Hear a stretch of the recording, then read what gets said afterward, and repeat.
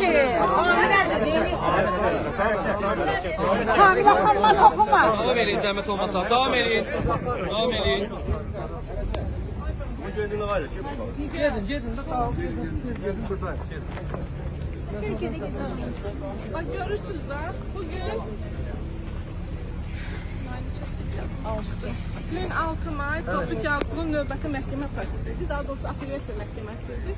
Və bugün Tofiq Yaqublunun apellyasiya verilən şikayətinə baxılacaqdı. Eyni zamanda vəkillərin ev tutsaxlığıyla verdiyi şikayətə baxılacaqdı. Amma bugün hakim Zamin İbrahimov Tofiq Yaqublunun bu gün 36-cı gündür aclıq eləyir. Amma buna baxmayaraq özü də gözünlə gördüm. O kör gözlərinlə gördü ki, Tofiq Yaqublu hansı vəziyyətdə məhkəmə zalında oturmuşdu. Danışmağa belə heyi yox idi.